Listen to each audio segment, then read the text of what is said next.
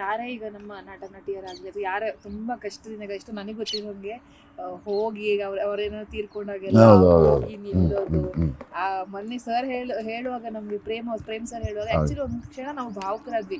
ಹೋಗಿ ನೀವೇ ಇಳಿದ್ಬಿಟ್ಟು ಅವೆಲ್ಲ ಹೆಂಗೆ ಸರ್ ಧೈರ್ಯ ಮಾಡಿ ಹೋಗ್ಬಿಡ್ತೀರಾ? ಅದು ನನಗೆ ನಮ್ಮ ಹಳ್ಳಿ ಹೆಂಗಾಗಿದೆ ಅಂದ್ರೆ ಸ್ಟಾರ್ಗಳಂತ ಬಂದಾಗ ಅವ್ರ ಹತ್ರ ಹೋಗೋದು ಕಷ್ಟ. ಯಾಕೆ ಬಾಡಿ ಗಾರ್ಡ್ಗಳು ಸುತ್ತುವರೆದು ನಾವಲ್ಲಿ ಹೆಣ್ಮಕ್ಳಿದೀವ ಅಂತ ಹಿಂಗ್ ತಳ್ತಾರೆ. ಬಟ್ ನಮ್ಗೆ ಯಾವತ್ತು ದುನಿಯಾ ವಿಜಿ ಸರ್ ಬರುವಾಗ ಅದ್ರ ಫೀಲೇ ಆಗಿಲ್ಲ. ಅಷ್ಟು ನಮ್ ಜೊತೆ ಸೇರ್ಕೊಂಡು ನಮ್ ಜೊತೆ ಆರಾಮಾಗಿ ಇದ್ದು ಬಿಡ್ತೀರಾ.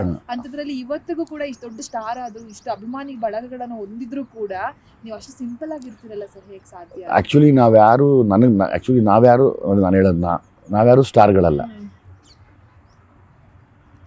ನಾನು ಎಲ್ಲ ಪ್ರೀತಿಯಿಂದ ಜನ ಬೆಳೆಸಿರುವಂಥ ಒಬ್ಬ ಪ್ರತಿನಿಧಿ. ಏನಕ್ಕೆ ನೋವು, ನಲಿವು, ಅನ್ಯಾಯದ ವಿರುದ್ಧ ಅವ್ರಿಗಾಗಿರೋದನ್ನು ನಾನು ಎತ್ತಿ ಹಿಡಿತೀನಿ ಅಂತ.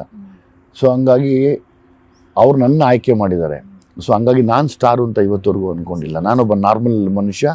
ನಾನು ಅವರಂಗೆ ಇರಬೇಕು, ನಾನು ಅವರಂಗೆ ಮಾತಾಡಬೇಕು, ನಾನು ಅವರಂಗೆ ನಡ್ಕೋಬೇಕು ಅನ್ನೋ ಆಸೆ.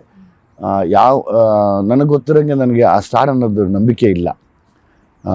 ಎಲ್ಲ ನೀರಿನ ಮೇಲೆ ಗುಳ್ಳೆ ಇದ್ದಂಗೆ, ಯಾವ ಕ್ಷಣ ಏನಾಗುತ್ತೆ ಗೊತ್ತಿಲ್ಲ. ಸೊ ಹಂಗಾಗಿ ಇರೋವರೆಗೂ ನಾವು ನಾರ್ಮಲ್ ಆಗಿರಬೇಕು. ನಮ್ಮನ್ನು ಜೀವ ಕೊಟ್ಟಿರೋದು ಅವರೇನೆ.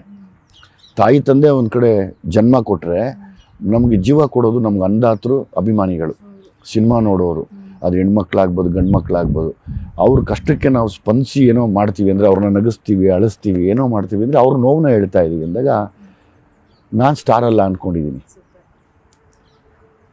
ಯಾಕಂದರೆ ನಾವೆಷ್ಟು ಸೈನ್ಸಲ್ಲಿ ಓದಿದ್ದೀವೋ ಅಷ್ಟೇ ಮಾತ್ರ ಸ್ಟಾರ್ಗಳು.